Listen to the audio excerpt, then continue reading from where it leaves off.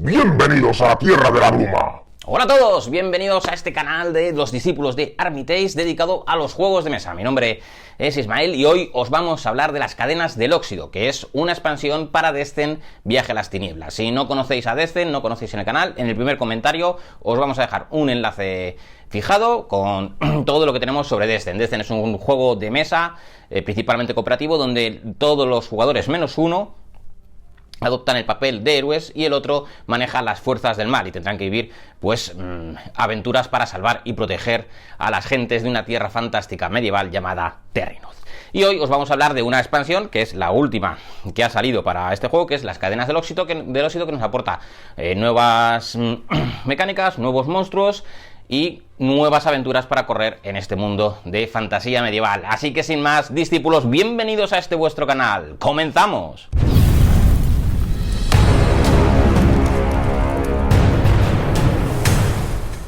Bueno, lo primero os vamos a enseñar qué es lo que trae la caja, a excepción de las miniaturas de los monstruos que las pondremos al final del vídeo. Así que primero os enseñamos un poquito qué es lo que trae y a continuación os vamos explicando pues las novedades, las nuevas cosas mecánicas que trae para aportar a nuestras partidas. Así que vamos allá. Lo primero que tenemos es el manual de instrucciones, que bueno, no tiene muchas reglas. Bueno, siempre te viene primero, como podéis observar aquí, pues todo el contenido que trae para que puedas comprobar que evidentemente viene bien. Y luego estas dos páginas son las reglas de los componentes nuevos que necesiten esas reglas. Aquí un poco de historia o de contexto sobre los monstruos y los lugartenientes, que digamos que son los esbirros de mayor nivel que tiene el Señor Supremo, que es el jugador que controla las fuerzas del mal.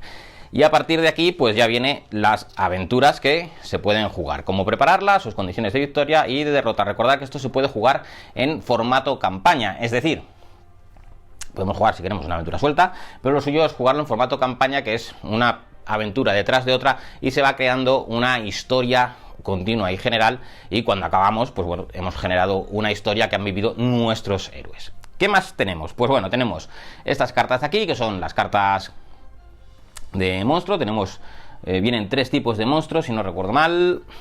Sí, los desposeídos, que son estos de aquí, los colosos tambaleantes, por aquí, y los sacerdotes medulares, por aquí. Vienen dos cartas de cada uno porque suele haber lo que se llama acto 1 y acto 2. Acto 1, digamos que son para héroes más principiantes, ¿no? Hay héroes que no han conseguido desarrollarse mucho, entonces tenemos los monstruos de acto 1, y cuando los héroes ya han conseguido avanzar demasiado y demás, pues tenemos los monstruos de acto 2. ¿Vale? Casi todas las campañas de Descent, las campañas grandes, se dividen en dos actos. El primer acto, donde tanto el Señor Supremo como los héroes pues van creciendo y desarrollándose, y luego se alcanza un punto en el que se pasa y se transita al acto 2, donde pues bueno, se supone que los héroes ya son más poderosos y el Señor Supremo también, y se utilizan este tipo de cartas. Luego tenemos las cartas que describen a los lugartenientes. Son tres lugartenientes: Ardus y Exerebus, Zarigel y Kindrizul. Recordar que los lugartenientes, estas miniaturas de lugartenientes, no vienen en las cajas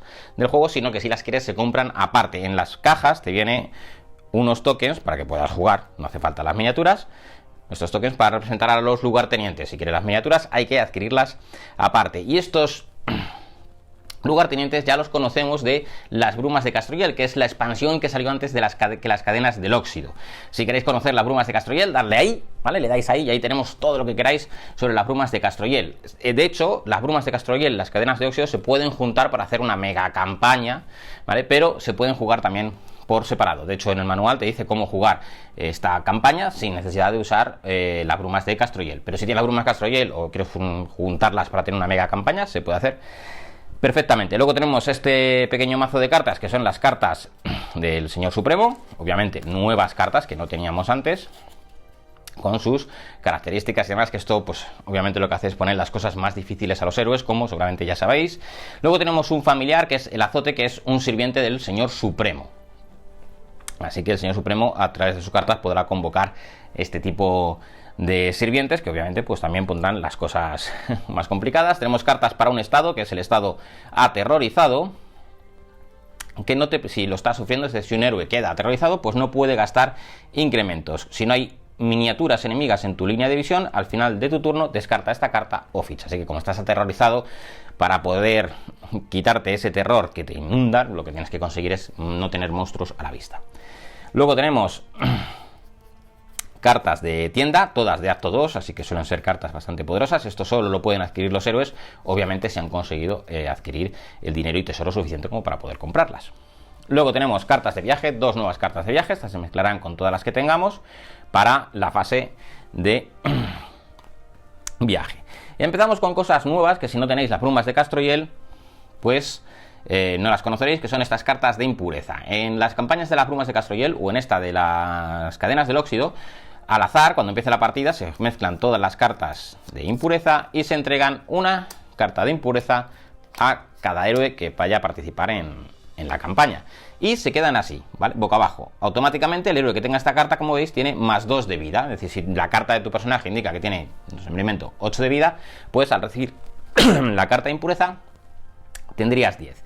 En el momento en el que el héroe caiga derrotado, es decir, pierda toda su vida, hay que darle la vuelta a la carta de impureza y resolverla. Obviamente esto normalmente no son cosas buenas, ¿vale? Porque se supone que estamos en los dominios de Waikar, que son las tierras de la bruma, y que los héroes están sufriendo una maldición que les está llenando de impureza y de corrupción por dentro. Esto los debilita y los hace más débiles, en el sentido de que si una vez que caes derrotado, el propio héroe, según las reglas de Decen, puede volver a reincorporarse, pero si estás sufriendo una impureza no puedes. Necesitas que alguien venga a levantarte, si no, no puedes. Y que ese alguien no esté sufriendo una impureza, porque si no, tampoco es permisible. Y cada una de estas cartas pues tiene un efecto que de una manera u otra, pues obviamente afectará a los héroes y habrá que tenerlo en cuenta. Y como digo, normalmente son cosas que los debilitan, pero bueno, en principio hasta que no caes derrotado por primera vez no le tienes que dar la vuelta a la carta, así que intentar no caer derrotados.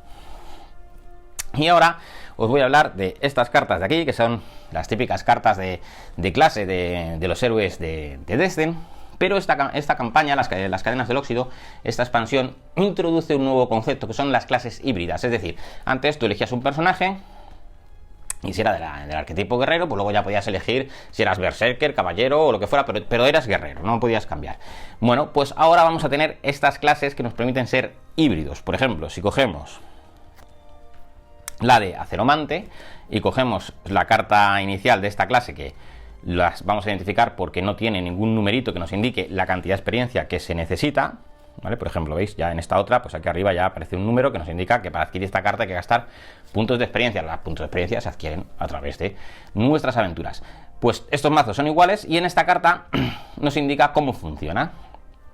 En este caso nos dice: cuando obtengas esta carta, elige un mazo de clase estándar que pertenezca al arquetipo mago. Es decir, yo voy a ser un aceromante, que es una mezcla entre guerrero, porque las rojas son de guerrero, y mago. Podré elegir de las clases de mago que yo tenga, ¿vale?, la que yo quiera, y pones en juego la básica, la básica y las armas básicas que te daba esa clase, solo esas dos. Y luego los puntos de experiencia que vayas adquiriendo las puedes gastar o bien para adquirir las cartas propias de aceromante, o las cartas de la clase estándar que hayas elegido. En este caso, si has elegido la del mago y es, por ejemplo, el nigromante, pues puedes ir gastando tus puntos de experiencia, sea para coger de aceromante o para coger de las del mago que hayas elegido, en este caso, por ejemplo, nigromante. Con la excepción de que el nivel de las clases estándar, de las cartas de la clase estándar, en este caso, por seguir con el ejemplo, la de nigromante, no podemos llegar a adquirir aquellas que cuestan 3 puntos de experiencia. Estarían vetadas y no podríamos adquirirlas. Así que vamos a tener una mezcla de nuestros personajes, pueden ser una mezcla entre distintos arquetipos. Tenemos el aceromante, que es guerrero y mago. Luego tenemos aquí el mago guerrero, que lo que te hace es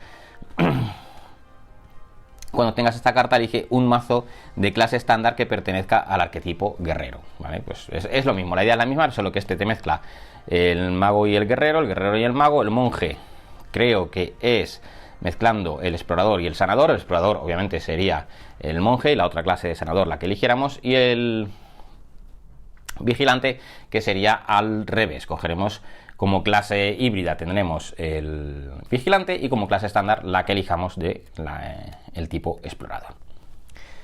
Bueno, ahora vamos a explicar.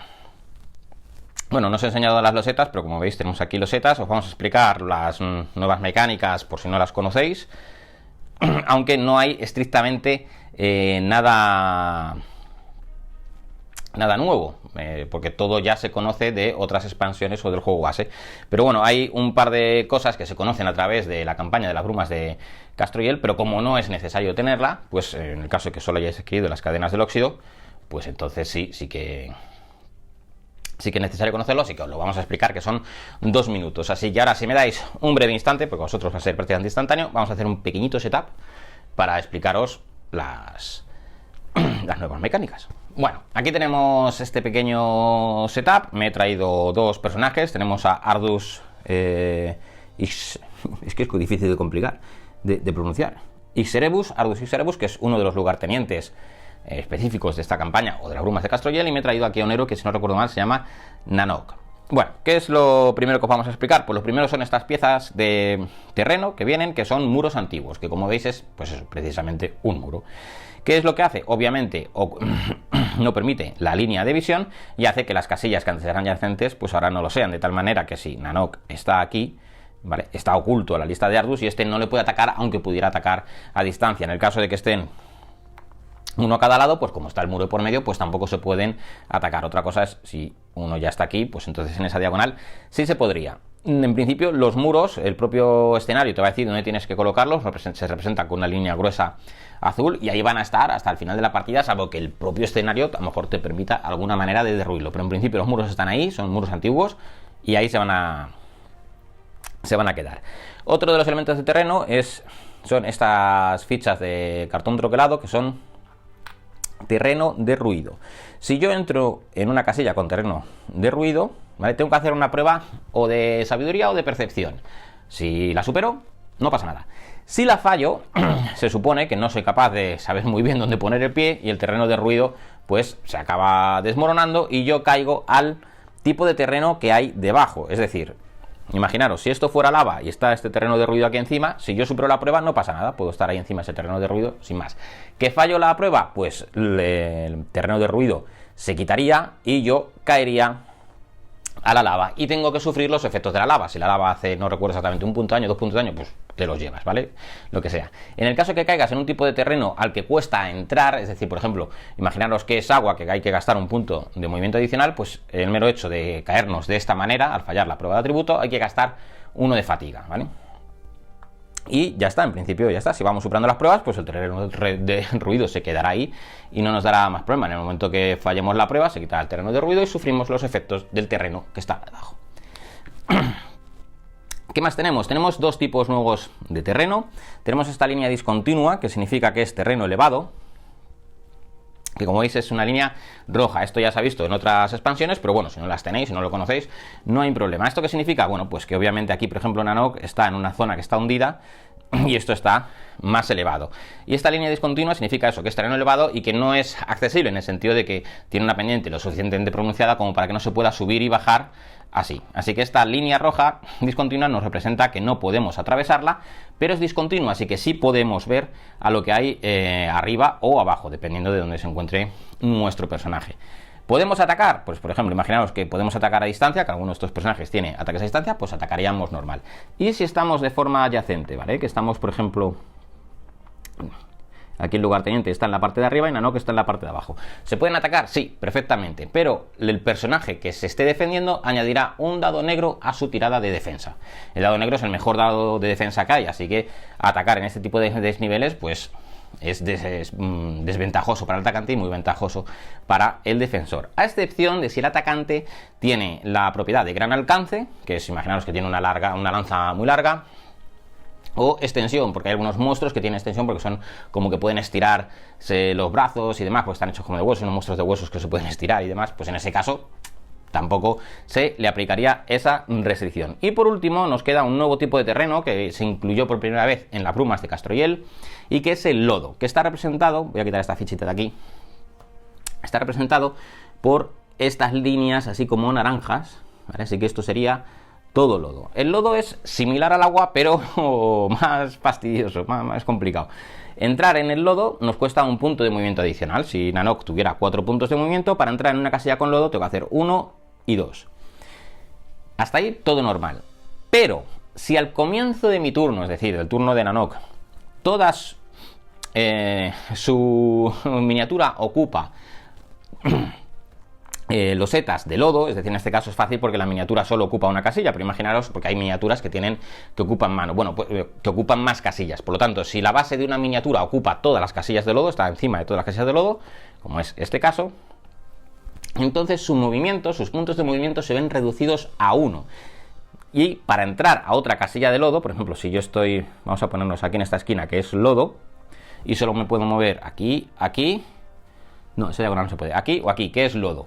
Por lo tanto, yo tendría que gastar 2 puntos de movimiento para entrar, 1 y 2, como hemos explicado antes. Pero como he empezado mi turno y estoy en una casilla de lodo, y ese lodo ocupa toda mi base de la miniatura, mi miniatura está metida en el lodo, mi movimiento se reduce a 1. Eso significa que tendré que gastar mis 2 acciones de movimiento para poder tener 2 puntos de movimiento y poder moverme. Es decir, estar en el lodo o acabar en el lodo, al menos para los personajes que están representados por miniaturas que ocupan una sola casilla, es muy complicado porque luego si te quieres mover tienes que gastar todas tus acciones en moverte y ya veis que avanzas además muy poquito. Así que el lodo, cuidado con él porque puede complicarnos mucho si no andamos muy espabilados, nos puede complicar mucho la existencia. Y ahora sí, es el turno de que veáis las miniaturas de los monstruos que trae las cadenas del óxido.